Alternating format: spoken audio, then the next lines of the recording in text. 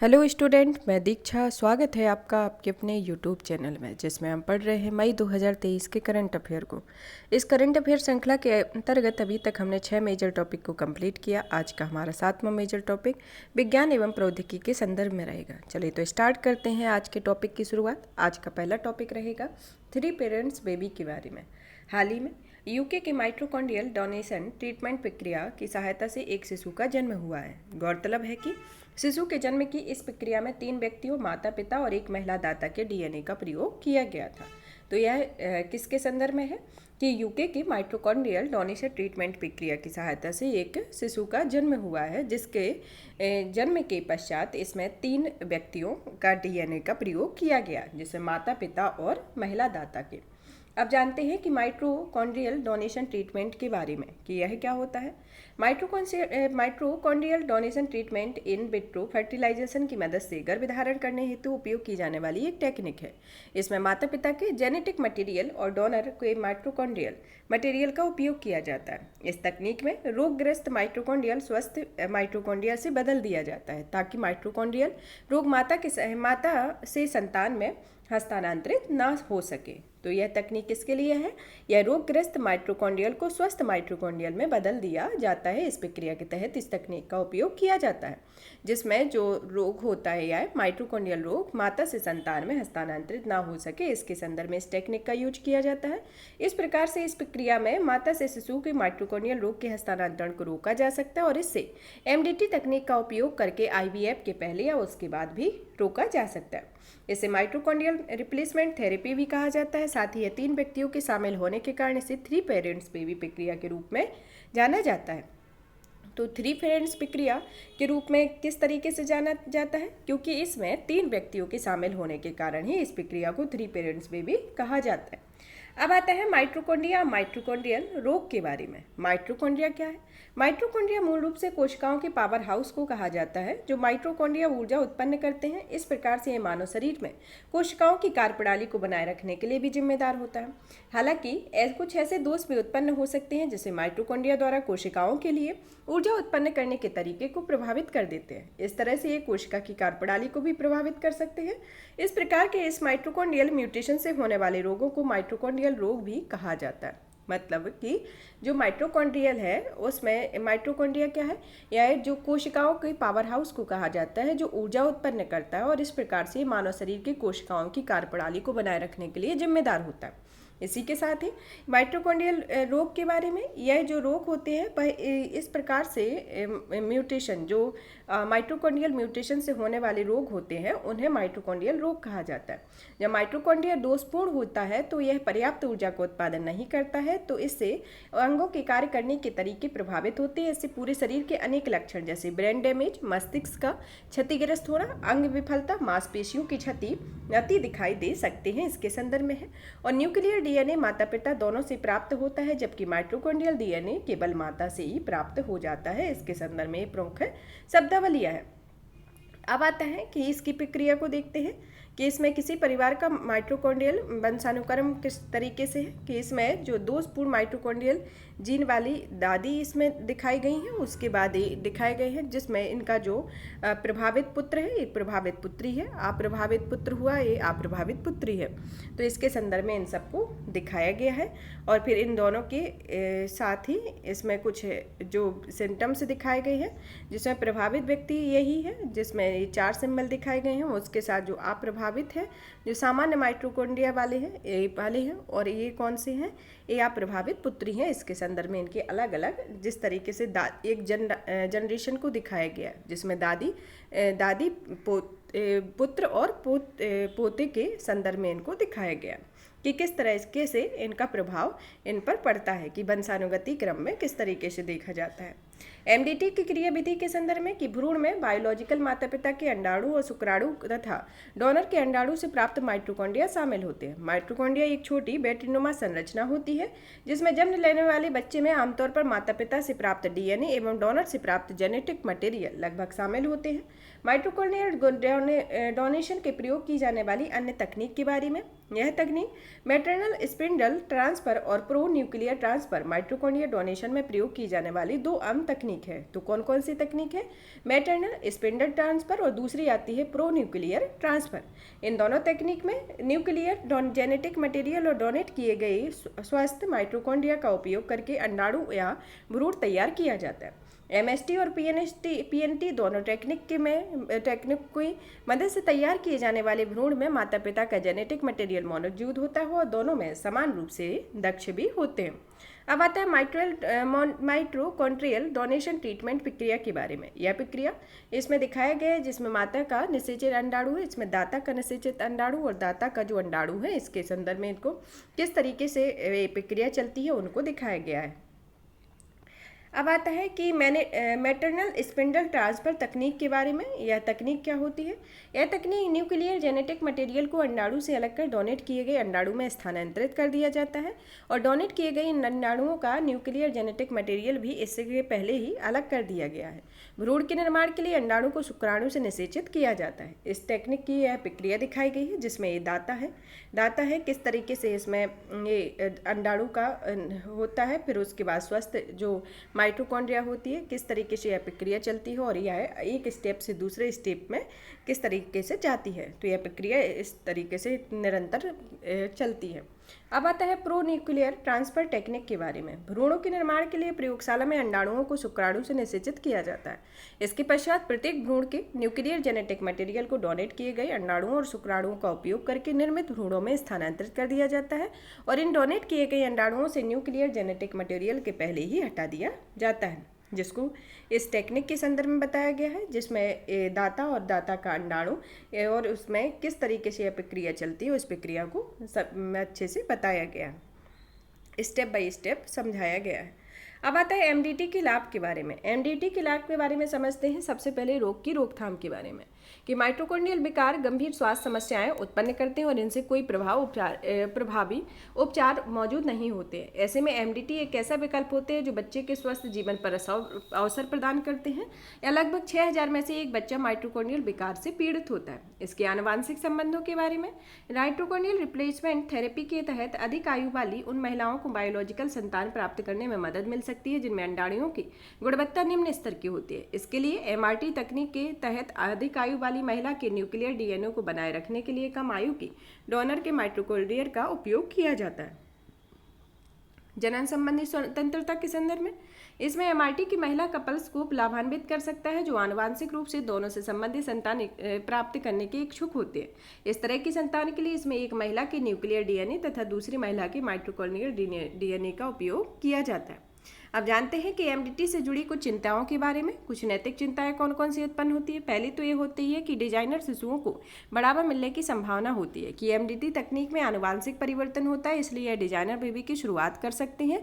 और designer baby से तात्पर्य ऐसी संतान से होता है जिनके लिए भ्रूण में आनुवंशिक रूप से संशोधन करके पसंदीदा विशेषताओं को शामिल किया जाता है। यह सुजनन विज्ञान और प्रौद्योगिकी के संभावित दुरुपयोग से संबंधित अनेक नैतिक चिंताओं को उत्पन्न करते हैं। सुजनन विज्ञान वह होता है उस विज्ञान के तहत मनुष्य के संदर्भ में देखते हैं कि मनुष्य की पीढ़ियों को बेहतर बनाने के लिए वांछित आनुवंशिक विशेषताओं के चयन से संबंधित अध्ययन को सुजनन विज्ञान कहा जाता है। बच्चों के जीवन में माइटोकॉन्ड्रियल डोनर की भूमिका से जुड़े मुद्दे के संदर्भ में देखते हैं कि इसमें स्वस्थ गर्भधारण में डोनर की भूमिका सर्वाधिक महत्वपूर्ण होती है। हालांकि उनका योगदान प्रारंभिक चरण तक ही सीमित होता है। इसमें बच्चे पर डोनर के बायोलॉजिकल दावे या बच्चे के जीवन में डोनर की भागीदारी को लेकर अस्पष्टता की स्थिति उत्पन्न हो जाती है। तो यह स्वस्थ व्यक्ति मतलब जो डिजाइनर शिशुओं को बढ़ावा देने के संदर्भ में और बच्चों के जीवन में माइटोकॉन्ड्रियल डोनर की भूमिका से जुड़े मुद्दे के संदर्भ में कुछ नैतिक चिंताएं देखी जाती हैं। अब जानते हैं कि एमडीटी से जुड़े कुछ मुद्दों के बारे में। इसमें पहली आती है प्रभाव से संबंधित चिंताओं के बारे में। माइटोकॉन्ड्रिया की गतिशील प्रगति और स्थानांतरण के बाद संभावित अपशिष्ट के कारण एमआरटी की प्रभाविता और दीर्घकालिक लाभों पर असर पड़ता है। विसंगति के जोखिम के संदर्भ में इसमें डोनर के माइटोकॉन्ड्रिया और प्राप्तकर्ता के न्यूक्लियर जीनोम्स के बीच संभावित विसंगति या सही मैच न होने की स्थिति में चुनौतियां उत्पन्न होती हैं। डेटा की कमी के संदर्भ में इसमें एमआरटी अभी अपने प्रायोगिक चरण में है, साथ ही इसके संभावित प्रतिकूल प्रभावों के संदर्भ में पर्याप्त डेटा उपलब्ध नहीं होता है, अतः इसे सावधानी पूर्वक प्रयोग में लाने की आवश्यकता होती है। बच्चे पर पड़ने वाले प्रभाव के संदर्भ में कि एमआरटी ने जुड़ी अन्य चिंताएं भी विद्यमान होती है, जिसमें उदाहरण के लिए एमआरटी बच्चे के व्यक्तित्व का प्रतिकूल प्रभाव पड़ता है, जैसे संभावित न्यूरोलॉजिकल परिवर्तन आदि उत्पन्न होते हैं। साथ ही विकासात्मक अक्षमता और कैंसर जैसे जोखिमों में वृद्धि कर सकते हैं। अब आती है लागत संबंधी बाधाओं के संदर्भ में कि एमआरटी एक महंगी प्रक्रिया होती है, अतः ऐसी प्रक्रियाओं का लाभ उठा पाना समाज के कुछ वर्गों के लिए अत्यंत कठिन हो जाता है। इसको निष्कर्ष के तौर पर देखते हैं कि देश में एमडीटी तकनीक लागू करने के लिए विनियामकीय संस्थाओं की स्थापना की जानी चाहिए, ताकि ये संस्थाएं इस तकनीक के उपयोग की निगरानी करें और किसी भी अनैतिक व्यवहार से बचने के लिए उपाय कर सके। इसके अतिरिक्त प्रयोग की जा रही तकनीक की सुरक्षा और प्रभावकारिता पर डेटा एकत्र करने के लिए उचित क्लिनिकल परीक्षण अनिवार्य होता है। तो यह 3 पेरेंट्स बेबी के संदर्भ में यह प्रमुख प्रक्रिया रही है। अब आता है रोगाणुरोधी प्रतिरोध के बारे में, एंटी माइक्रोवायरल रेजिस्टेंस के बारे में। हाल ही में विश्व स्वास्थ्य संगठन ने incentivising the development of new antibacterial treatment 2023 की रिपोर्ट जारी की है। इस रिपोर्ट के अंतर्गत WHO ने यह रिपोर्ट को global AMR research and development hub के साथ साझेदारी की हुई है। अब जानते हैं कि WHO क्या है। WHO एक वर्ल्ड हेल्थ ऑर्गेनाइजेशन है जिसकी स्थापना 1948 में की गई थी। यह एक संयुक्त राष्ट्र की एजेंसी है जिसमें प्रेजेंट में 194 सदस्य देश हैं, जिसमें भारत भी इसका सदस्य है और इसका मुख्यालय जेनेवा स्विट्जरलैंड में है। और इसका उद्देश्य स्वास्थ्य को बढ़ावा देना, दुनिया को सुरक्षित रखना और कमजोर लोगों की सेवा करना, ताकि हर कोई हर जगह स्वास्थ्य का उच्चतम स्तर पर प्राप्त कर सके। अब जानते हैं इस रिपोर्ट के बारे में। इस रिपोर्ट से संबंधित तथ्यों में देखते हैं कि यह रिपोर्ट AMR की निगरानी और प्रबंधन करने वाले G7 देशों के लिए है। Global AMR research and development hub के बारे में, यह हब कुछ देशों, गैर सरकारी ज्ञानदानकर्ता संगठनों और अंतर सरकारी संगठनों के बीच एक साझेदारी है, जिसे 2018 में शुरू किया गया था। इसे वन हेल्थ अप्रोच का उपयोग करके वैश्विक स्तर पर AMR से संबंधित रिसर्च एंड डेवलपमेंट में आने वाली चुनौतियों का समाधान करने के उद्देश्य से शुरू किया गया है। इसमें AMR से संबंधित रिसर्च एंड डेवलपमेंट के प्रयासों के समन्वय और सहयोग में सुधार करना भी इसका प्रमुख उद्देश्य रहा है। अब जानते हैं रोगाणुरोधी प्रतिरोध के बारे में। यह रोगाणुरोधी प्रतिरोध क्या होता है। रोगाणुरोधी प्रतिरोध को WHO के अनुसार जब जीवाणु, वायरस, कवक और परजीवी समय के साथ अपने अंदर इस तरह के बदलाव कर लेती है कि उन पर रोगाणुरोधी दवाइयों का कोई असर नहीं होता है, तब इस स्थिति को AMR कहा जाता है। AMR किसे कहा जाता है? जब जीवाणु, वायरस, कवक और परजीवी समय के साथ अपनी अंदर की इस तरह के बदलाव कर लेते हैं और उन पर रोगाणुरोधी दवाइयों का कोई असर नहीं होता है, तब इस स्थिति को AMR कहते हैं। और इस स्थिति में संक्रमण का इलाज करना कठिन हो जाता है और बीमारी के फैलने, गंभीर रूप से लेने तथा मृत्यु का खतरा भी बढ़ जाता है। इस स्थिति में दवाएं अप्रभावी हो जाती है और संक्रमण शरीर में बना रहता है। इससे संक्रमणों का दूसरों में फैलने का खतरा भी बढ़ जाता है। उदाहरण के लिए जैसे क्लेबसिएला निमोनिया पर कार्बापेनम और तीसरी पीढ़ी के सेफ्लोस्पोरिन दोनों दवाओं का अंतर नहीं होता है। AMR से संबंधित तथ्यों में देखते हैं कि यह 24 मिलियन लोग चरम गरीबी में जीने के लिए विवश हो सकते हैं और वैश्विक स्वास्थ्य संगठन के अनुसार शीर्ष 10 खतरे देशों में शामिल है। अब आता है कि AMR के कारक के संदर्भ में पहला आता है रोगाणुरोधी दवाओं का दुरुपयोग और अत्यधिक प्रयोग के संदर्भ में। दूसरा आता है कानून का प्रभावी रूप से लागू न होना। तीसरा आता है जागरूकता और जानकारी का अभाव।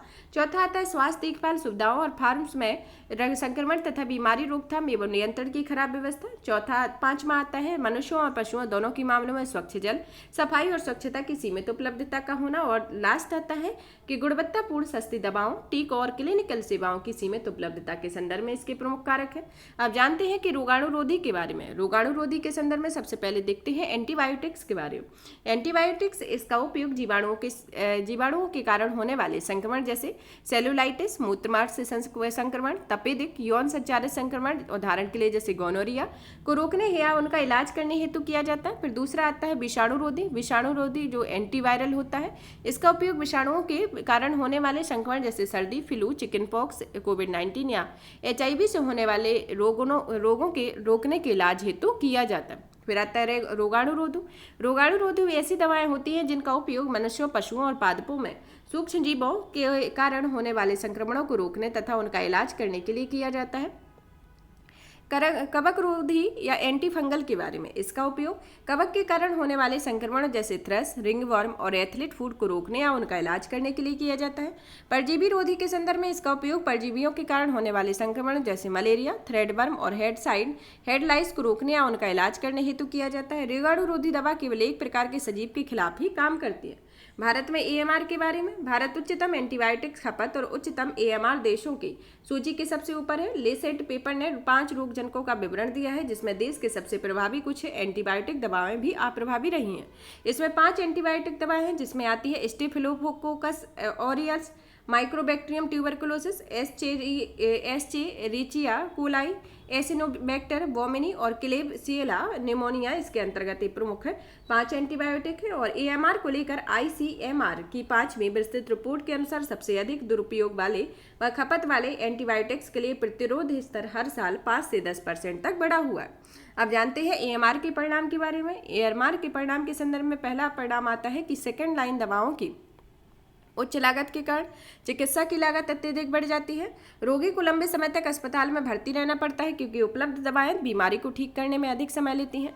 मृत्यु दर में वृद्धि होती है, जिसकी लेसेंट रिपोर्ट के अनुसार एएमआर दुनिया भर में मौत का एक प्रमुख कारण होता है और हर दिन यह लगभग 3500 लोगों की जान ले रहा है। सुपरवर्क के संदर्भ में यह एक ऐसे रोगाणु होते हैं जिनमें कई दवाओं के लिए प्रतिरोध विकसित किया है का उदय किया गया है, जिसमें उदाहरण के लिए जैसे मेथिसिलिन प्रतिरोध, स्टेफिलोसिस ऑरियस होता है। आर्थिक लागत के संदर्भ में इसके अगले दशक में एएमआर के कारण वैश्विक स्तर पर सकल घरेलू उत्पाद में सालाना कम से कम 3.4 ट्रिलियन डॉलर की कमी आ सकती है। तो यह इसके संदर्भ में इसके प्रमुख परिणाम है। अब आता है कि एएमआर को नियंत्रित करने वाले कुछ वैश्विक कदम उठाए गए हैं, जिसके संदर्भ में देखते हैं कि डब्ल्यूएचओ द्वारा रोगाणु रोधी प्रतिरोध को वैश्विक कार्य योजना के तहत स्टार्ट किया गया। इसका उद्देश्य प्रभावी और सुरक्षित दवाओं की सहायता से संक्रामक रोगों के सैंपल उपचार एवं रोकथाम की निरंतरता सुनिश्चित करना है। AWARE अवेयर के संदर्भ में एक्सेस वॉच और रिजर्व टूल के संदर्भ में इससे डब्ल्यूएचओ की आवश्यक दवाओं की सूची के निर्माण हेतु विकसित किया जाता है और इसका विकास एंटीबायोटिक्स के बढ़ते प्रतिरोध को रोकने और उनके उपयोग को सुरक्षित और अधिक प्रभावी बनाने के लिए किया जाता है। डब्ल्यूएचओ द्वारा वैश्विक रोगाणु रोधी प्रतिरोध और उपयोग निगरानी प्रणाली के संदर्भ में इसका उद्देश्य एएमआर की निगरानी को बढ़ावा देना है और एएमआर को नियंत्रित करने के लिए रणनीतियां बनाना है, जिसे 2015 में शुरू किया गया था। भारत द्वारा उठाए गए कदम के संदर्भ में देखते हैं कि रोगाणु रोधी प्रतिरोध की रोकथाम पर राष्ट्रीय कार्य योजना स्टार्ट की गई है। इसे 2017 में शुरू किया गया है और यह एक एकीकृत वन हेल्थ दृष्टिकोण पर केंद्रित है। इसमें राज्य, राष्ट्रीय और अंतर्राष्ट्रीय स्तर पर अलग अलग क्षेत्रों के बीच समन्वय स्थापित करना शामिल है। एएमआर पर दिल्ली घोषणा पत्र के बारे में, यह एक अंतर मंत्रालयीय सहमति के आधार पर तैयार किया जाता है और इससे संबंधित मंत्रालयों के मंत्रियों के एएमआर के नियंत्रण पर अपना पूरा समर्थन देने की प्रतिबद्धता व्यक्त की जाती है। एएमआर अनुसंधान और अंतर्राष्ट्रीय सहयोग ने इस पहल को एएमआर के संदर्भ में चिकित्सा अनुसंधान को बढ़ाने, अंतर्राष्ट्रीय सहयोग के माध्यम से नई दवाओं और औषधियों को विकसित करने के लिए प्रारंभ किया गया है। एंटीबायोटिक दवाओं के दुरुपयोग के बारे में जागरूकता बढ़ाने हेतु पहले जैसे अनुपयुक्त पाए गए 40 फिक्स्ड डोज कॉम्बिनेशन पर प्रतिबंध लगा दिया गया है। अस्पताल के वार्डों, आईसीयूज में एंटीबायोटिक दवाओं के दुरुपयोग एवं अति उपयोग को नियंत्रित करने के लिए एंटीबायोटिक एसटी वार्ड प्रोग्राम शुरू किया गया है। इसके संदर्भ में भारत द्वारा उठाए गए प्रमुख कदम है। अब आता है रिपोर्ट के प्रमुख बिंदुओं पर नजर डालते हैं। तो इसमें पहला आता है कि मानवता के समक्ष शीर्ष 10 वैश्विक लोक स्वास्थ्य खतरों में से एक है, कि इसमें 2019 में 4.95 मिलियन लोगों की मृत्यु हुई थी और यह संख्या एचआईवी या मलेरिया से होने वाले रोगों से कहीं अधिक थी। वैश्विक अर्थव्यवस्था को प्रभावित करने की क्षमता के संदर्भ में इससे अंतर्राष्ट्रीय व्यापार प्रभावित हो सकता है और स्वास्थ्य देखभाल भी बढ़ सकती है। इसके साथ ही इसमें 2050 तक वैश्विक अर्थव्यवस्था को 100 ट्रिलियन अमेरिकी डॉलर का नुकसान हो सकता है। अपर्याप्त रिसर्च एंड डेवलपमेंट के बारे में, इसमें एंटीबायोटिक प्रतिरोध में वृद्धि और प्रसार की चुनौती से निपटने के लिए नई जीवाणु रोधियों के संबंधित रिसर्च एंड डेवलपमेंट व्यवस्था अपर्याप्त है। नए एंटीबायोटिक के विकास में उचित आर्थिक लाभ नहीं मिलता है। इसके संदर्भ में यह लाभप्रद बाजार में मौजूद नहीं और यही कारण है कि नई रिजर्व एंटीबायोटिक्स अपने विकास, विनिर्माण और वितरण की लागत से प्राप्त करने में विफल रहते हैं। एएमआर में वृद्धि हेतु उत्तरदायी अन्य कारक के संदर्भ में पहला आता है ट्रिपल प्लेटरी क्राइसिस के बारे में। इसका आशय वर्तमान में मानव द्वारा सामना किए जा रहे 3 परस्पर संबंधित मुद्दे होते हैं और इन 3 मुद्दों में शामिल है जलवायु प्रदूषण और जलवायु परिवर्तन, प्रदूषण, जैव विविधता का ह्रास होता है। जलवायु परिवर्तन और एएमआर के बारे में, उष्ण वैश्विक जलवायु भी व्यापक प्रतिरोध का कारण बन सकती है। ऐसा इसलिए होता है क्योंकि अत्यधिक तापमान उस दर को प्रोत्साहित कर सकता है जिस पर जीन एक सूक्ष्म जीव से दूसरे सूक्ष्म जीव में स्थानांतरित होते हैं। इसके अतिरिक्त जलवायु परिवर्तन के कारण उत्पन्न होने वाली चरम मौसमी दशाएं एएमआर में होने वाली वृद्धि को रोकने हेतु प्रयुक्त साधनों की विफलता का कारण बनती हैं। जैसे उदाहरण के लिए मनुष्य और बीमारी फैलाने वाले सूक्ष्म जीवों के बीच अवरोध के रूप में कार्य करने वाले सीवर की विफलता का होना। अब आते हैं जैव विविधता का ह्रास और एएमआर के बारे में। यहाँ तक कि माइक्रोबियल स्तर पर भी जैव विविधता का ह्रास रोगाणुओं की प्रतिरोधक क्षमता को विकसित कर सकता है। प्रदूषण और एएमआर के बारे में, यह फार्मास्यूटिकल उद्योग, अस्पतालों, मानव अपशिष्टों और कृषि से निकलने वाले अपशिष्टों के कारण कीटाणुओं के दवाओं में संपर्क आने से संभावना बढ़ जाती है। अब आता है कोविड-19 महामारी के संदर्भ में। इसमें महामारी की लहरों के दौरान एंटीबायोटिक दवाओं की व्यापक रूप से उपयोग किया गया है। इसके कारण महामारी में एएमआर का प्रसार तीव्र हो गया है। मानव उपयोग के लिए पाले जाने वाले पशुओं में एंटीबायोटिक के उपयोग के संदर्भ में, इसमें ऐसे पशुओं के मांस के उपभोग को एंटीबायोटिक दवाओं के उपभोग के समान माना जाता है, अंततः इसका कारण ही होता है। अब आता है एएमआर को नियंत्रित करने वाले सुझाव, जिसके अंतर्गत पहला सुझाव आता है कि पर्यावरण संबंधी शासन, योजना निर्माण, विनियामकी ढांचे में सुधार करना, जिससे कि एएमआर को बढ़ावा देने वाले प्रदूषकों के पर्यावरण के उत्सर्जन को कम और न्यूनतम करने संबंधी उपायों को मजबूत हेतु कार्रवाइयों का सामना अपनाया जा सकता है। जिसे उदाहरण के तौर पर स्वीडन ने विश्व का पहला एएमआर एम्बेसडर नियुक्त किया हुआ है। जवाबदेही और पारदर्शी प्रणाली के संदर्भ में कि इस संबंध में ऐसी प्रणालियां लागू की जानी चाहिए जो उत्पादकों को जवाबदेह ठहराने के साथ साथ उपभोक्ताओं द्वारा एंटीबायोटिक दवाओं को विवेकपूर्ण उपयोग सुनिश्चित करती हैं। एएमआर को बढ़ावा देने वाले मुख्य प्रदूषकों की पहचान करना और उनके निवारण के संदर्भ में कि इसके तहत पर्यावरण में एएमआर को प्रभावित करने वाले रासायनिक और जैविक प्रदूषकों को श्रावण को कम करने और उनके स्रोत की पहचान करने पर ध्यान केंद्रित किया जाना चाहिए। रिपोर्टिंग, निरीक्षण और निगरानी में सुधार करने के संदर्भ में इसमें पर्यावरण में रोगाणुरोधियों के प्रभाव को कम करने के लिए बेहतर योजना बनानी चाहिए और इसके लिए जैव विविधता में रोगाणुरोधी प्रदूषण के प्रभाव की माप, पर्यावरण निगरानी संबंधी डेटा का एकीकरण करना अनिवार्य होता है। वित्त पोषण, नवाचार, क्षमता विकास को प्राथमिकता देना, बहुक्षेत्रीय वन हेल्थ रिस्पॉन्स देना कि एएमआर के लिए वन हेल्थ रिस्पॉन्स न केवल समाजों पर एएमआर के जोखिम और बोझ को कम करने में मदद करेगा, बल्कि यह ट्रिपल प्लेटरी क्राइसिस का समाधान करने में भी मदद करेगा। इसके संदर्भ में इसके प्रमुख कुछ सुझाव है। अब देखते हैं इस संदर्भ में कुछ संबंधित सुर्खियां। पहली आती है कि पादपों में कवक जनित रोग के बारे में। पादपों में कवक जनित रोग के बारे में यह नेचर जनरल में प्रकाशित एक अध्ययन के अनुसार कवक जनित रोगों के कारण वैश्विक स्तर पर किसानों को फसलों में 10 से 23% का नुकसान होता है। इसमें 5 प्रमुख फसलें हैं। पहली आती है धान, गेहूं, मक्का, सोयाबीन, आलू। ये कवक जनित रोगों से प्रभावित होने वाली अधिक बनी रहती हैं और इन रोगों से राइस ब्लास्ट फफूंद, wheat state rust, corn smut, soybean smut और आलू लेट ब्लाइट रोग इसके अंतर्गत शामिल होते हैं। पादपों के जनित से होने वाले रोग के बारे में, यह रोग जो होते हैं वह कवक के एक कोशिकीय और बहुकोशिकीय जीव होते हैं। अधिकांश संक्रामक पादप रोग कवक के कारण उत्पन्न होते हैं और यह 2/3 संक्रामक पादप इसी कारण से उत्पन्न होते हैं। इन सभी में white and true rust, smuts, needs cast, leaf curl, फफूंदी, सूटी मोल्ड्स और एंथ्रेकोज शामिल होते हैं। इसके स्रोत में आता है जैसे संक्रमित बीज का होना, मृदा, फसल अवशेष, आसपास की फसलें और खरपतवार कवक जनित संक्रमण के प्रमुख स्रोत होते हैं। कवक के संदर्भ में, कवक यह वायु और जल द्वारा संदूषित मृदा, पशुओं, श्रमिकों, मशीनरी, औजारों, अंकुरों और अन्य पादप सामग्री के प्रसार के माध्यम से फैलते हैं। ये पादपों में मौजूद प्राकृतिक छिद्रों जैसे कि रंध्र या छटाई या कटाई, ओलावृष्टि, कीड़ों और अन्य बीमारियों या आंतरिक क्षति के कारण हुए घावों के माध्यम से प्रवेश करते हैं। अब जानते हैं कवक जनित संक्रमण से जुड़ी चिंताओं के बारे में। इसे यह जलवायु परिवर्तन के कारण कवक जनित रोगों में हानिकारक प्रभाव और भी गंभीर हो गए हैं।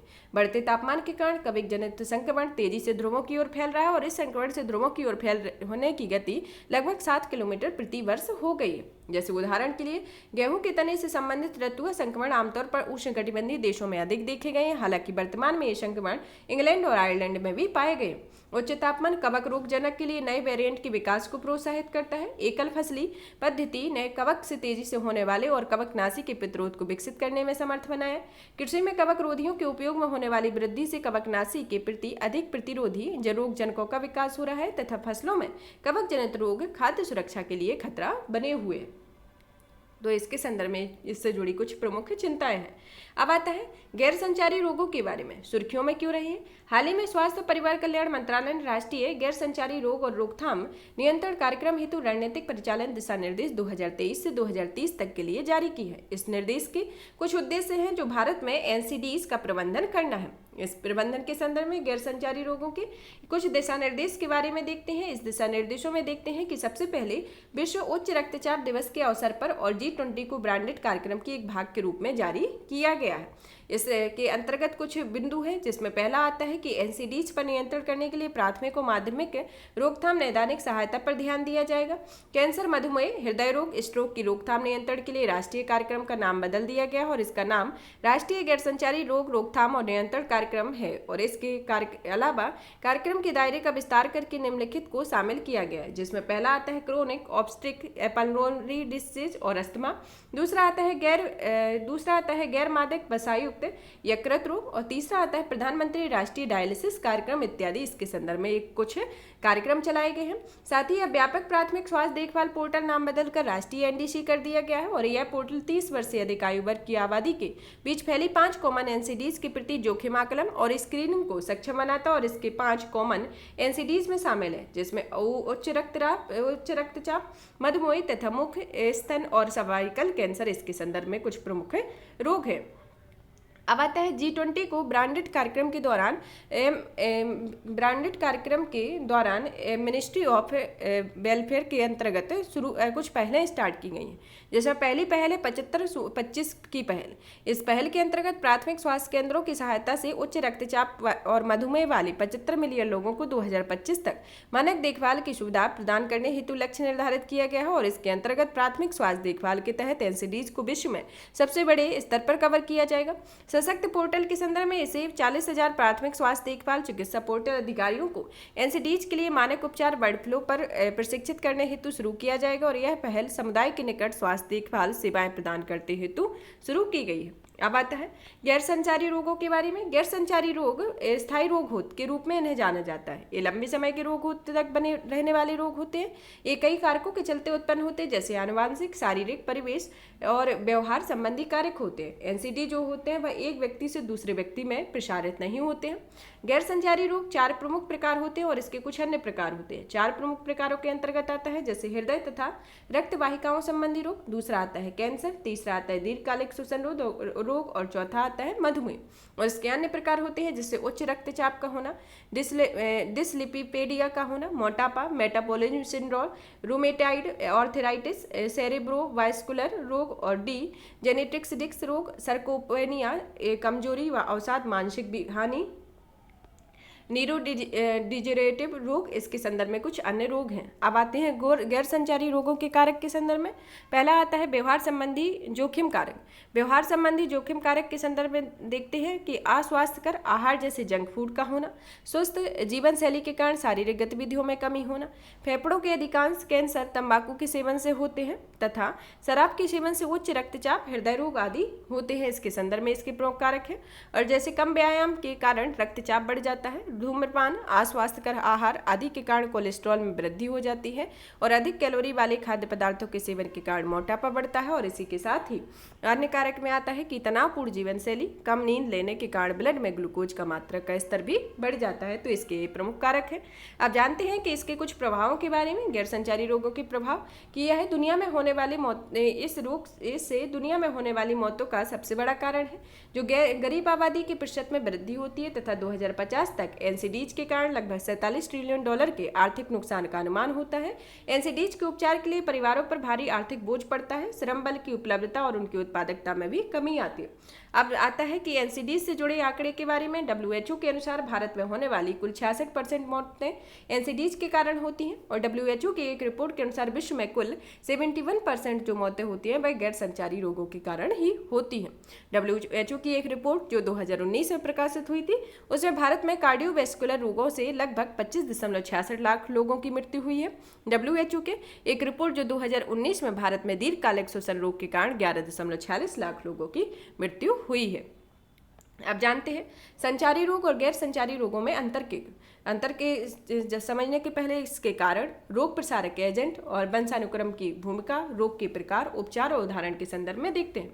इसके सबसे पहले गैर संचारी रोग के कारण जानते हैं कि यह अत्यधिक संक्रामक रोग और अन्य वाहक इन रोगों का प्रसार करते हैं। गैर संचारी रोगों का कारण होता है कि इन रोगों के कारण एलर्जी, कुपोषण, आंतरिक कारकों द्वारा जनित बीमारी, जीवन शैली और परिवेश में परिवर्तन, असामान्य कोशिका वृद्धि आदि शामिल होती है।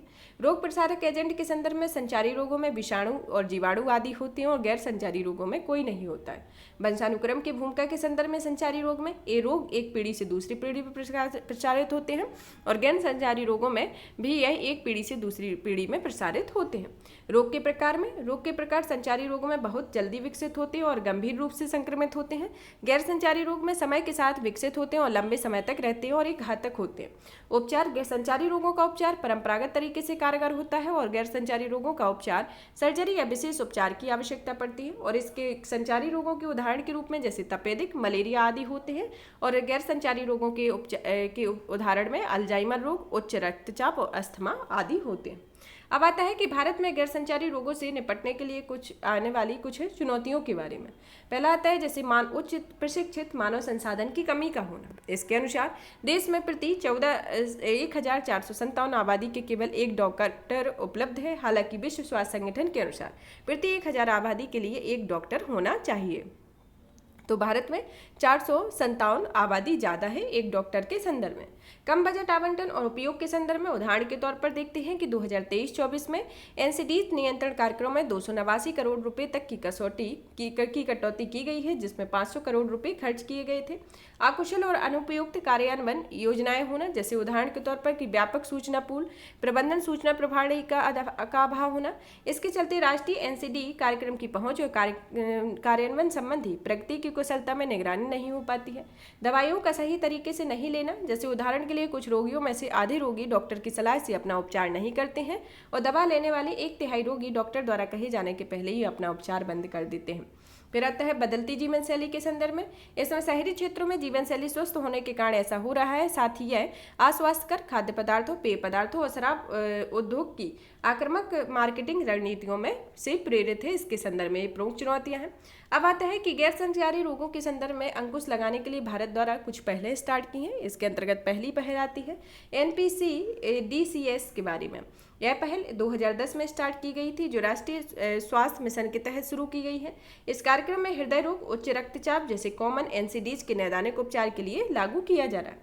राष्ट्रीय कार्य योजना के बारे में, राष्ट्रीय कार्य योजना को एनसीडीज की रोकथाम और नियंत्रण के लिए स्टार्ट किया गया है, जिसमें WHO की वैश्विक कार्य योजना जो 2013 से 2020 को ध्यान में रखते हुए इसे शुरू किया गया था, जिसका उद्देश्य वैश्विक स्तर पर एनसीडीज के कारण होने वाली असामयिक मौतों की संख्या 2025 तक 25% कमी लाना है। निवारक कदम के संदर्भ में सामुदायिक स्तर पर स्वास्थ्य कार्यक्रम कल्याण संबंधी गतिविधियों को बढ़ावा और रोगी की पहचान कर उससे उचित जानकारी पहुंचाने की प्रक्रिया को आगे बढ़ाकर एनसीडीज के प्रति निवारक उपाय किए जा रहे हैं। इसके लिए आयुष्मान भारत के तहत हेल्थ वेलनेस सेंटर योजना की सहायता से व्यापक प्राथमिक स्वास्थ्य देखभाल की सुविधा उपलब्ध कराई जा रही है। स्वास्थ्य आधार के संदर्भ में इसमें FSSAI द्वारा चलाए जा रहे ईट राइट इंडिया अभियान की सहायता से स्वस्थ भोजन को बढ़ावा दिया जा रहा है। यह स्वस्थ आहार योजना को विकसित करने में मदद करेगा और एनसीडीज की संभावना को भी कम करेगा। शारीरिक गतिविधियों के संदर्भ में सुधार किए गए हैं, जो युवा मामले और खेल मंत्रालय द्वारा फिट इंडिया अभियान चलाया जा रहा है।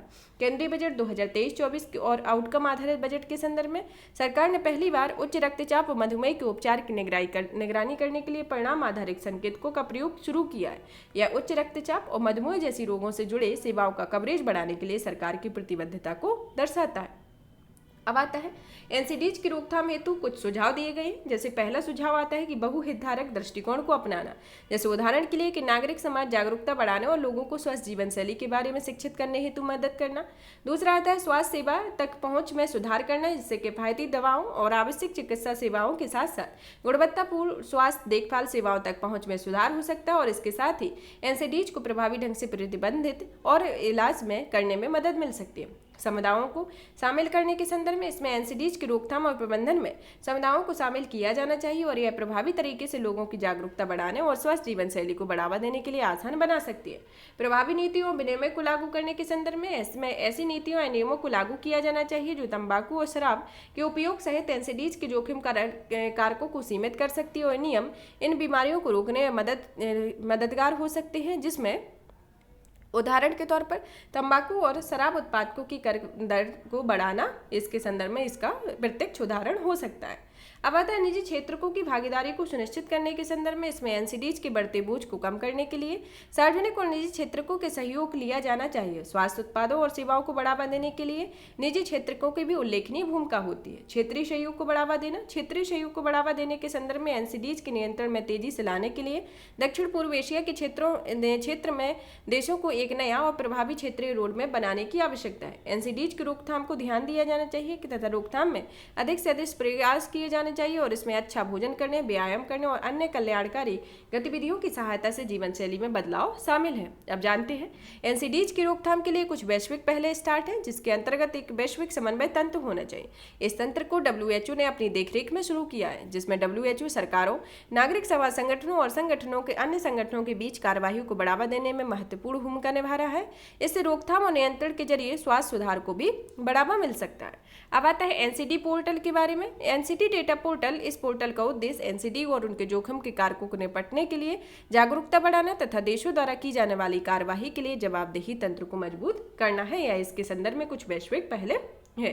अब आता है जेनेरिक ड्रग्स या दवाओं के बारे में। हाल ही में स्वास्थ्य और परिवार कल्याण मंत्रालय ने सभी डॉक्टर्स को केवल जेनेरिक दवाएं लिखने के लिए अलर्ट जारी किया है। यह अलर्ट केंद्र सरकार के अस्पतालों, CGHS के तहत स्थापित आरोग्य केंद्रों या पॉलीक्लिनिकों के सभी डॉक्टर्स के लिए जारी किया गया है। अब जानते हैं जेनेरिक दवाओं के बारे में कि जेनेरिक दवाएं क्या होती हैं। जेनेरिक दवाएं वस्तुतः ब्रांडेड दवाओं के समान होती हैं। दवाएं खुराक, सुरक्षा प्रभाव, प्रयोग के तरीके, गुणवत्ता, प्रदर्शन विशेषताओं और इच्छित उपयोग के लिए ब्रांडेड दवाओं के समान होती हैं। एक जेनेरिक दवा ब्रांडेड दवा के समान ही कार्य करती है और उसी के समान चिकित्सीय लाभ भी प्रदान कर सकती है। वर्तमान में औषधि और प्रसाधन सामग्री अधिनियम 1940 तथा नियम 1945 के तहत जेनेरिक और ब्रांडेड दवाओं को परिभाषित नहीं किया गया। अब जानते हैं इसी के साथ ही कि भारत में फार्मास्यूटिकल की स्थिति के बारे में। भारतीय फार्मास्यूटिकल उद्योग का स्थान वॉल्यूम या मात्रा के संदर्भ में विश्व में तीसरा है और वैल्यू के संदर्भ में चौदहवां है। भारत वैश्विक स्तर पर जेनेरिक दवाओं का सबसे बड़ा आपूर्तिकर्ता है। वॉल्यूम के संदर्भ में वैश्विक आपूर्ति में भारत की हिस्सेदारी 20% है। आर्थिक सर्वेक्षण 2022-23 के अनुमानों के अनुसार भारत का घरेलू फार्मास्यूटिकल बाजार 2030 तक $130 बिलियन तक पहुंच जाएगा। इसके संदर्भ में भारत की यह स्थिति। अब जानते हैं कि भारत में जेनेरिक दवाओं के विनिमय के बारे में। भारत में जेनेरिक दवाओं के विनिमय के संदर्भ में पहली प्रक्रिया आती है भारतीय चिकित्सा परिषद, जो व्यावसायिक आचरण, शिष्टाचार और नैतिकता विनिमय 2002 के बारे में। इसे भारतीय चिकित्सा परिषद द्वारा जारी किया गया है और इसके तहत यह निर्धारित किया गया है कि प्रत्येक डॉक्टर को जेनेरिक नाम वाली दवाओं को स्पष्ट रूप से तथा संभावित बड़े अक्षरों में लिखना चाहिए। साथ ही यह भी सुनिश्चित करेगा कि दवाओं का प्रिस्क्रिप्शन और उनका उपयोग तर्कसंगत हो। स्वास्थ्य एवं परिवार कल्याण मंत्रालय द्वारा राष्ट्रीय चिकित्सा अधिनियम 2019 के बारे में उपयुक्त विनियमों में उल्लेखित प्रावधानों के उल्लंघन की स्थिति में डॉक्टर के खिलाफ अनुशासनात्मक कार्यवाही की जा सकती है। इसके लिए उपयुक्त राज्य से चिकित्सा परिषद और आयोग के नैतिकता और चिकित्सा पंजीकरण बोर्ड को अधिकार प्रदान किया जाएगा। स्वास्थ्य और परिवार कल्याण मंत्रालय द्वारा औषधि और प्रसाधन सामग्री नियम 1945 में संशोधन के संदर्भ में इन नियमों में संशोधन के जरिए समान नाम वाले एकल सक्रिय संगठक युक्त दवा के उत्पादन हेतु लाइसेंस प्रदान करना अनिवार्य किया गया है। भारतीय औषधि तकनीकी सलाहकार बोर्ड के संदर्भ में यह बोर्ड या फार्मेसी दवा की दुकानों को मरीजों के जेनेरिक दवाएं बेचने की अनुमति प्रदान करता है, भले ही चिकित्सक द्वारा प्रिस्क्रिप्शन में दवा के ब्रांडेड संस्करण का जिक्र किया गया। DTAB स्वास्थ्य और परिवार कल्याण मंत्रालय के तहत दवाओं से संबंधित तकनीकी मामलों के निर्णय लेने वाली एक सर्वोच्च संस्था है। अब जानते हैं कि भारत में जो जेनेरिक दवाओं को बढ़ावा देने के लिए कुछ पहले स्टार्ट की गई हैं, जिसके अंतर्गत पहली पहल आती है रासायनिक और उर्वरक मंत्रालय द्वारा 2008 में प्रारंभ की गई प्रधानमंत्री भारतीय जन औषधि परियोजना के बारे में। इस परियोजना के तहत देश भर में भारतीय जन औषधि परियोजना केंद्र सस्ते दामों पर गुणवत्ता युक्त जेनेरिक दवाएं और सर्जिकल सामग्री सुलभ करा रहा है। स्वास्थ्य एवं परिवार कल्याण मंत्रालय 2008 में प्रारंभ किए गए राष्ट्रीय स्वास्थ्य मिशन, इसके संदर्भ में सार्वजनिक स्वास्थ्य संस्थानों से अनिवार्य जेनेरिक दवाएं निःशुल्क प्रदान करने हेतु सहायता प्रदान की जाती है। रासायनिक और उर्वरक मंत्रालय द्वारा प्रारंभ की गई उत्पादन से समृद्ध प्रोत्साहन योजना या PLI योजना के संदर्भ में इस योजना का उद्देश्य महत्वपूर्ण प्रारंभिक सामग्री या औषधि मध्यवर्ती और सक्रिय भाग औषध सामग्री के घरेलू विनिर्माण को बढ़ावा देना। इसके संदर्भ में कुछ परियोजनाएं चलाई जा रही हैं। अब जानते हैं ब्रांडेड दवाओं और जेनेरिक दवाओं के बीच के अंतर के बारे में। ब्रांडेड दवाएं का पेटेंट संरक्षित होता है, जेनेरिक दवाओं का पेटेंट से बाहर होता है। तथा इनका नैदानिक अध्ययन ब्रांडेड दवाओं का प्रदर्शन करने के लिए आवश्यक होता है तथा इनका जो जेनेरिक दवाओं का नैदानिक अध्ययन प्रदर्शन करने की आवश्यकता नहीं होती, क्योंकि उनमें समान सक्रिय घटक होते हैं। इनकी कीमत महंगी होती ब्रांडेड दवाओं की, और जेनेरिक दवाएं ब्रांडेड दवाओं से सस्ती होती हैं। और ब्रांडेड दवाएं उत्पाद के विकास के दौरान डिजाइन के माध्यम से विशेष रूप से तैयार की जाती हैं, और जो जेनेरिक दवाएं हैं वह ब्रांडेड दवाओं की तुलना में अलग रूप से अलग रखना अनिवार्य होता है। विनिर्माणता के संदर्भ में इसमें ब्रांडेड दवाएं नवोन्वेषक कंपनी द्वारा विनिर्मित और विकसित होती हैं, और जेनेरिक दवाओं में कई फार्मास्यूटिकल उद्योग निर्माण करते हैं। इसके उदाहरण के संदर्भ में ब्रांडेड दवाओं में आती है क्रोसिन, और जो जेनेरिक दवाएं आती हैं उनमें पैरासीटामोल दवाएं आती हैं। अब आता है जेनेरिक दवाओं को बढ़ावा देने के कारण। पहला आता है सस्ती दवाएं। जेनेरिक दवाओं की कीमत ब्रांडेड दवाओं से बहुत कम होती है, जबकि इनका चिकित्सीय प्रभाव कम होता है। आर्थिक सर्वेक्षण 2022-23 के अनुसार भारत में कुल स्वास्थ्य व्यय लगभग 48.2% हिस्सा परिवार के लोग ही खुद उठा पाते हैं, और कुल स्वास्थ्य व्यय 20 से 60% हिस्सा का दवाओं पर खर्च होता है। प्रतिस्पर्धा में वृद्धि के संदर्भ में इसमें एक ही उत्पाद के लिए अक्सर कई जेनेरिक दवाओं को मंजूरी प्रदान की जाती है। वृद्धजनों की आबादी में वृद्धि और आयु बढ़ने से होने वाली अन्य बीमारियों के संदर्भ में इसमें जेनेरिक दवाओं को बढ़ावा देने हेतु वृद्ध लोगों की आवश्यक दवाओं तक आसान पहुंच तथा उपलब्धता में सुधार होगा।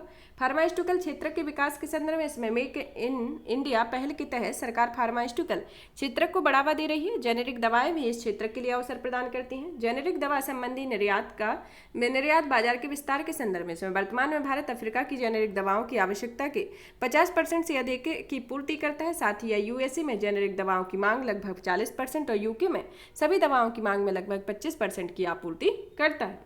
अब आता है जेनेरिक दवाओं को बढ़ावा देने वाली चुनौतियों के संदर्भ में। पहला आता है अवैध दवाएं। अवैध दवाओं के संदर्भ में CDSCO के अनुसार 2018 में घरेलू बाजार में प्रचलित सभी जेनेरिक दवाओं में से लगभग 4.5% दवाएं निम्न गुणवत्ता वाली थी। गुणवत्ता परीक्षण सुविधाओं के अभाव के संदर्भ में इसमें भारत में औषधि नियंत्रण संबंधी प्रक्रिया, फंड, संसाधनों और जनशक्ति के अभाव से ग्रसित है।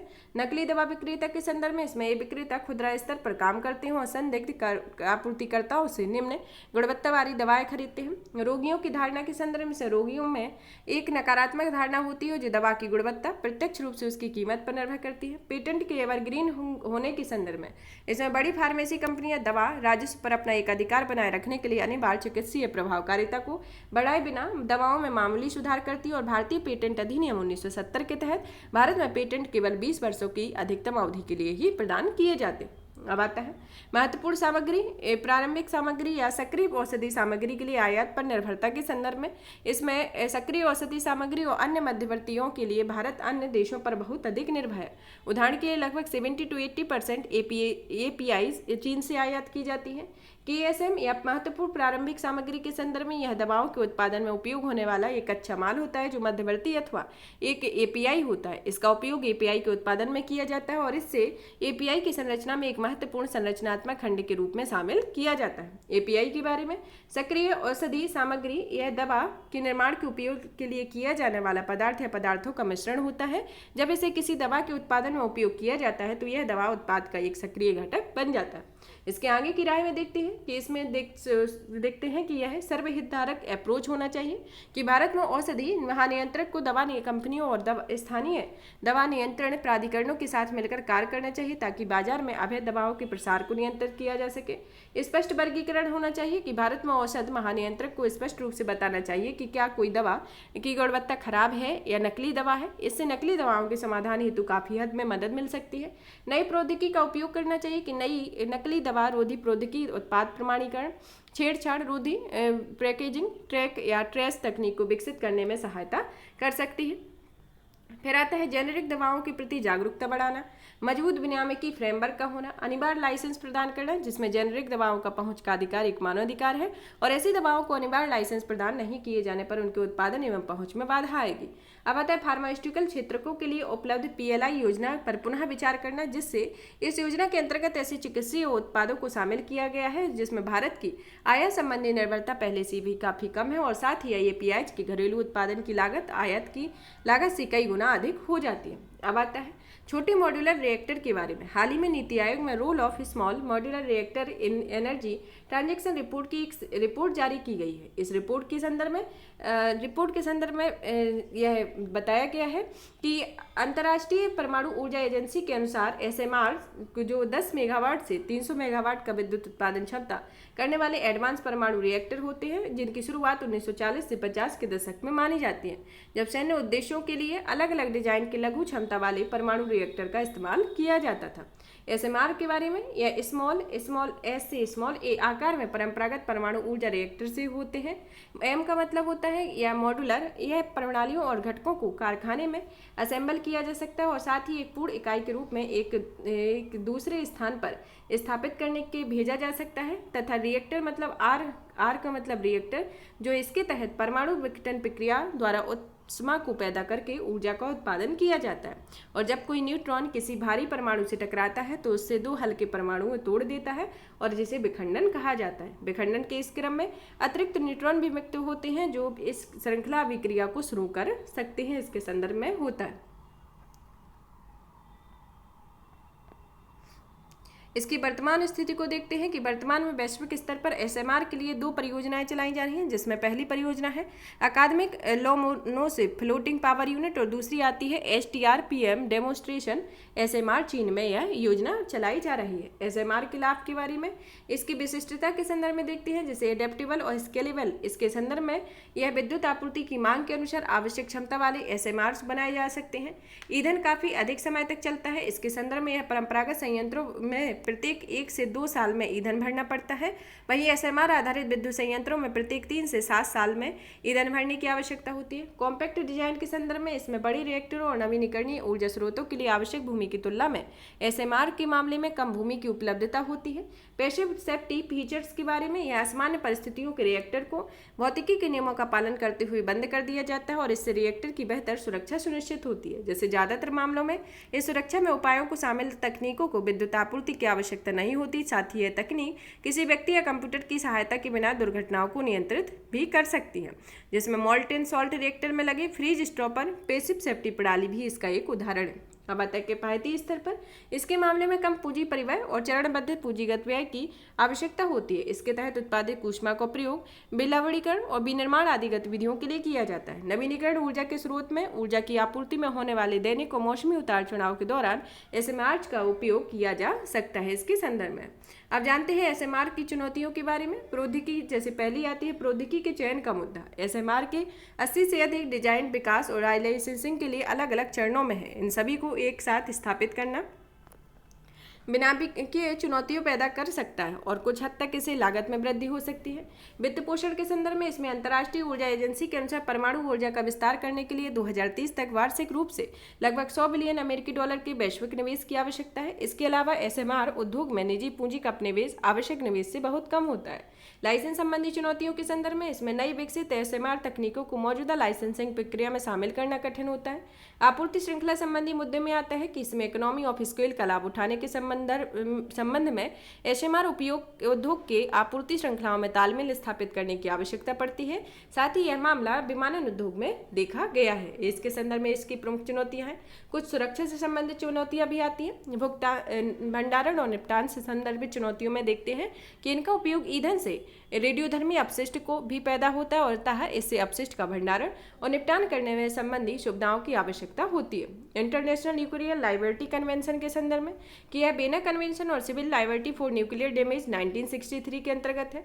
Convention on supplement compensation for nuclear damage 1997, Paris convention on third party liability in the field of nuclear energy 1960, Vienna convention और पेरिस कन्वेंशन के प्रावधानों को आगे बढ़ाते समय 1988 का जॉइंट प्रोटोकॉल, पेरिस कन्वेंशन के लिए 1963 के ब्रुसेल सप्लीमेंट कन्वेंशन के अंतर्गत इसके कुछ इंटरनेशनल न्यूक्लियर लाइबिलिटी कन्वेंशन है। अब आता है SMRs को अपनाने के लिए आगे की राह के संदर्भ में। इसमें विनियामकी फ्रेमवर्क को अपडेट करना कि अलग अलग प्रकार के SMR प्रौद्योगिकियों और डिजाइनों की अनुमति देने के लिए परमाणु विनियामक फ्रेमवर्क का व्यापक होना चाहिए। सुरक्षा आकलन पद्धति को अपडेट रखने के संदर्भ में इसमें SMR के लिए इमरजेंसी प्लानिंग जोन को निर्धारित किया जाना चाहिए। साथ ही उपयोग किए गए ईंधन से पैदा हुए अपशिष्ट के सुरक्षित भंडारण और उसको पुनः प्रोसेस करने के लिए मानक संचालन प्रक्रियाओं का पालन किया जाना चाहिए। सहयोग आधारित फ्रेमवर्क होना चाहिए कि जो हितधारकों को SMR संबंधी प्रौद्योगिकी के विकास के प्रारंभिक चरण के दौरान सर्वोत्तम प्रणाली और विनियामकी जानकारियों को साझा करना चाहिए। डिजाइन की मानकीकरण होना, इसके तहत SMR संबंधी डिजाइन की मानक बनाए रखना चाहिए और इन मानकों का उपयोग इंडस्ट्री 4.0 से संबंधित तकनीकों से चलने वाले अलग अलग कारखानों में गुणवत्ता नियंत्रण संबंधी बेहतर परिवेश के लिए SMR में अधिक से अधिक विनिर्माण किया जा सकता है। निजी निवेश को बढ़ावा देने के संदर्भ में इसके तहत SMR संबंधी निवेश को हरित निवेश में शामिल किया जाना चाहिए और साथ ही ब्लेंडेड फाइनेंस, ग्रीन बॉन्ड जैसी वित्त पोषण की अभिनव साधनों के उपयोग को बढ़ावा दिया जा सकता है। मानव संसाधन के संदर्भ में या इंजीनियरिंग, डिजाइन, परीक्षण, निरीक्षण, विनिर्माण आदि से संबंधित मूल्य श्रृंखला में आवश्यक कुशल कर्मियों की उपलब्धता को सुनिश्चित करता है, जिसको निष्कर्ष के तौर पर समझते हैं कि यह कई देशों अपने कुल ऊर्जा स्रोत में परमाणु ऊर्जा की हिस्सेदारी बढ़ाने और नेट जीरो उत्सर्जन लक्ष्यों को प्राप्त करने की दिशा में आगे बढ़ने के लिए बड़े आकार के रिएक्टरों के साथ साथ SMR का भी उपयोग कर सकते हैं। साथ ही संबंधित सरकारों और स्थानीय निकायों को प्रासंगिक हितधारकों को शामिल करके परमाणु ऊर्जा के प्रति आम सहमति बनाने में इसकी प्रमुख भूमिका रहती है। जिसमें देखते हैं छोटे मॉड्यूलर के प्रकार के संदर्भ में देखते हैं कि छोटे मॉड्यूलर रिएक्टर के क्या प्रकार होते हैं। पहला होता है लैंड वेस्ट वाटर कूल्ड, दूसरा आता है मरीन वेस्ट वाटर कूल्ड, तीसरा आता है high tempered waste water cooled, होता है liquid metal cooled fast neutron spectrum, फिर आता है मॉल्टेन साल्ट रिएक्टर और माइक्रो रिएक्टर। इसके संदर्भ में कुछ छोटे मॉड्यूलर रिएक्टर हैं। आप जानते हैं फेशियल रिकॉग्निशन टेक्नोलॉजी के बारे में। हाल ही में संचार मंत्रालय ने दूरसंचार विभाग ने आर्टिफिशियल इंटेलिजेंस पर आधारित एक फेशियल रिकॉग्निशन टूल तैयार किया है। इसका नाम artificial intelligence and facial recognition powered solution for telecom SIM subscriber verification है। इससे संबंधित तथ्यों में देखते हैं कि यह ASTR को संचार साथी पहल के तहत लॉन्च किया गया है और ASTR वस्तुतः AI आधारित एक टूल होता है जिसका उद्देश्य फर्जी या जाली दस्तावेजों का उपयोग करके जारी किया जाता है जो सिम की पहचान करना होता है।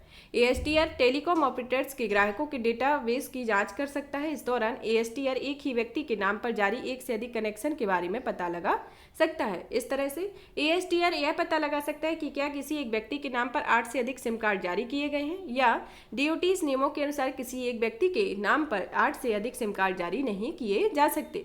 तथा 2012 में DOTs में सभी टेलीकॉम ऑपरेटर्स के ग्राहकों की तस्वीर सहित अपने ग्राहक डेटाबेस को DOTs के साथ साझा करने का आदेश दिया गया है। ASTR टेलीकॉम ऑपरेटर्स द्वारा प्रदान किए जाने वाले इस डेटाबेस में ग्राहकों की तस्वीरों की जांच करता है। इसके साथ ही वह ASTR में फेशियल रिकॉग्निशन टेक्नोलॉजी का उपयोग करके समान दिखने वाली तस्वीरों का भी पता लगाता है। अब जानते हैं फेशियल रिकॉग्निशन टेक्नोलॉजी के बारे में। FRT किसी व्यक्ति के चेहरे का उपयोग करके उसकी पहचान या उसकी पहचान की पुष्टि करने का एक तरीका होता है जिसका उपयोग फोटो, वीडियो, रियल टाइम में होने वाले लोगों की पहचान करने के लिए किया जाता है। कंप्यूटर एल्गोरिथम किसी व्यक्ति के चेहरे की आकृति जैसे चेक बोन्स या होठों के आकार का आदि का खाका या मैप तैयार करते हैं। इसके बाद इस मैप को संख्यात्मक कोड में बदल जाता है जिसे फेस प्रिंट भी कहा जाता है। यह कार्य AI से जुड़ी प्रक्रियाओं और तकनीकों पर निर्भर करता है। इसके पश्चात सिस्टम किसी पुष्टि या करने या पहचान करने के लिए फेस प्रिंट संबंधी मौजूदा डेटाबेस में उच्च व्यक्ति के फेस प्रिंट को सर्च करता है। अब जानते हैं फेशियल रिकॉग्निशन से जुड़ी चिंताओं के बारे में। पहली चिंता आती है जिज्ञासा और सहमति के संदर्भ में। इसमें सार्वजनिक और निजी संस्थानों द्वारा चेहरे के डेटा को के उपयोग के मामले में भंडारण सीमा और व्यक्ति को सूचित करके सहमति लेने को लेकर अस्पष्टता का अभाव होता है और इसके परिणाम स्वरूप निजता का हनन होता है। डेटा सुरक्षा कानून के संदर्भ में इसमें भारत मुख्यतः व्यक्तिगत बायोमेट्रिक डेटा के संदर्भ में डेटा सुरक्षा, भंडारण और उपयोग को निर्धारित करने हेतु विशेष रूप से FRT संबंधी विनियामकीय व्यवस्था व कानून प्रावधानों का अभाव होता है। हाल ही में सरकार ने व्यक्तिगत डेटा संरक्षण विधेयक 2019 को भी वापस ले लिया।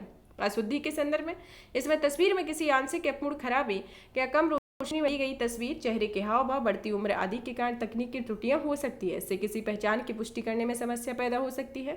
कम प्रतिनिधित्व के संदर्भ में इसमें लोगों के कुछ समूहों से संबंधित डेटा को शामिल करने के लिए FRT में कुछ त्रुटियां होती हैं जिसमें भारतीय पुरुषों या महिलाओं की पहचान में असमानता देखी गई। साथ ही नस्ल, लिंग, त्वचा के रंग आदि के आधार पर सटीकता की दर में भारी कमी होती है। इससे संदर्भित कुछ तकनीकी चुनौतियां आती हैं।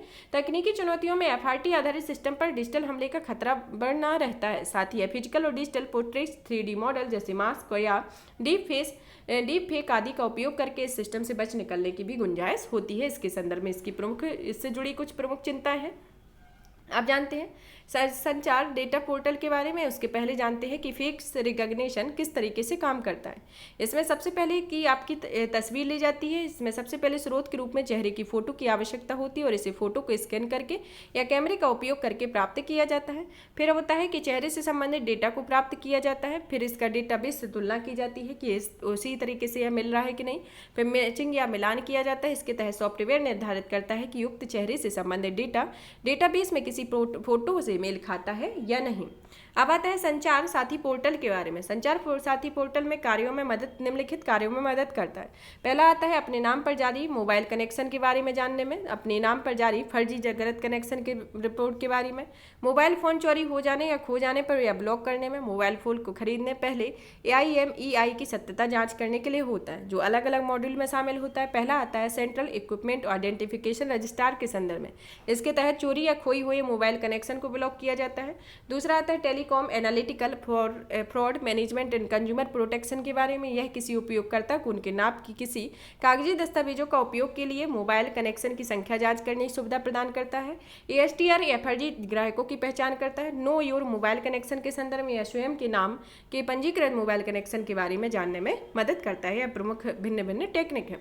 अब FRT के उपयोग या लाभ के बारे में, जैसे उपयोग होता है धोखाधड़ी का पता कर लगाने के संदर्भ में, अपराधों की जांच करने के संदर्भ में, एयरपोर्ट पर भी इसका उपयोग होता है, बैंक में भी होता है और इसके साथ ही स्वास्थ्य देखभाल में भी इसके उपयोग और लाभ होते हैं। अब आता है कि अन्य प्रकार की बायोमेट्रिक्स आधारित पहचान या तकनीक। कि बायोमेट्रिक्स आधारित पहचान के लिए किसी व्यक्ति की पहचान उसके विशिष्ट शारीरिक लक्षणों के आधार पर की जाती है। फेशियल रिकॉग्निशन के अलावा कई अन्य प्रकार की बायोमेट्रिक आधारित पहचान तकनीकें होती हैं, जिसमें पहली आती है fingerprint verification. Fingerprint recognition software fingerprint संबंधी डेटाबेस में किसी व्यक्ति के फिंगरप्रिंट को सर्च करके व्यक्ति की पहचान की पुष्टि करती है। DNA मैचिंग के संदर्भ में यह व्यक्ति के DNA के हिस्सों की विश्लेषण करके उसकी पहचान करती है और इस प्रौद्योगिकी के तहत प्रयोगशाला में DNA को अनुक्रमित किया जा सकता है और इसका मौजूदा डेटाबेस में सर्च किया जाता है। आंखों के द्वारा पहचान के संदर्भ में इसके संदर्भ में आइरिस की विशेषताओं या रेटिना की नसों का पैटर्न विश्लेषण किया जाता है और इसके पश्चात मौजूदा डेटाबेस में सर्च करके किसी व्यक्ति की पहचान निर्धारित की जाती है। हाथों की आकारिकी के द्वारा पहचान करके कि इसके तहत व्यक्तियों की पहचान उनके हाथों के आकार की संबंधी विशेषताओं जैसे उंगलियों की लंबाई और हाथ की चौड़ाई के माध्यम से निर्धारित की जाती है और कैमरे से हाथ की फोटो ली जाती है और उसे मौजूदा डेटाबेस में सर्च किया जाता है। आवाज के द्वारा पहचान के संदर्भ में कि इसके तहत उन विशेषताओं की पहचान की जाती है जो किसी व्यक्ति को आवाज से दूसरों से अलग करती है और यह एक वॉइस प्रिंट बनाता है जो प्रिंटर फिंगरप्रिंट्स या प्रेस प्रिंट के समान होता है। यह वॉइस प्रिंट को उपलब्ध डेटाबेस में सर्च करके व्यक्ति की पहचान की जाती है। हस्ताक्षर द्वारा पहचान करते इसके तहत एडवांस एल्गोरिथम का उपयोग करके लेखन शैली का विश्लेषण करके या स्कैन किए गए हस्ताक्षर की तुलना में पहचान की जाती है। इसके आगे की राय में देखते हैं कि इसके लिए एक महत्वपूर्ण कानूनी प्रावधान है कि FRT सिस्टम के उपयोग को विनियमित करने और डेटा सुरक्षा संबंधी मजबूत कानूनों की तत्काल आवश्यकता होती है और इसके तहत उपयोगकर्ता के डेटा के संग्रहण और भंडारण के मामले में आवश्यक सुरक्षा उपायों को अनिवार्य बनाया जाना चाहिए। ऑटोमेटेड फेशियल रिकॉग्निशन सिस्टम जैसी प्रणाली लागू होने से पहले सार्वजनिक और निजी इकाइयों द्वारा CCTVs के उपयोग से संबंधित स्पष्ट विनियामकीय सुनिश्चित करने की आवश्यकता है। जवाबदेही के संदर्भ में निरीक्षण और जवाबदेही के लिए स्पष्ट व्यवस्था और संस्था स्थापित करने की आवश्यकता होती है। सहमति के संदर्भ में इसके संदर्भ में आपराधिक और गैर आपराधिक मामलों में FRT के उपयोग हेतु पेशेवर डेटा कनेक्शन का ध्यान में रखते हुए सहमति के लिए व्यवस्था निर्धारित की जानी चाहिए। क्षमता निर्माण के संदर्भ में प्रौद्योगिकी के आम उपयोगकर्ताओं को FRT की तकनीक और नैतिक दोनों पक्षों के बारे में व्यापक प्रशिक्षण प्रदान किया जाना चाहिए। पक्षपात को खत्म करने के संदर्भ में इसमें FRT सिस्टम डेटा सेट और सॉफ्टवेयर इंटरफेस को लगातार अपडेट करते रहना चाहिए, जिससे त्वचा की रंग, स्थान, धर्म, जाति के आधार पर पक्षपात की भावना को कम किया जा सकता है, जिससे परिणामों में समानता सुनिश्चित हो सकेगी। यहाँ पर इस पार्ट को फिनिश करते हैं। इसे यह हमारा पहला पार्ट होगा जो विज्ञान एवं प्रौद्योगिकी का है और दूसरे पार्ट के अंतर्गत हम सुपर कंप्यूटर को पढ़ेंगे और इसके आगे के और मुद्दे जिसमें संबंधित सुर्खियाँ जो मई महीने में रहीं उनको सेकंड पार्ट में कवर करेंगे। और भी इसी तरीके की वीडियो को देखने के लिए चैनल को लाइक करें, ज़्यादा से ज़्यादा सब्सक्राइब करें, ज़्यादा से ज़्यादा शेयर करें। धन्यवाद।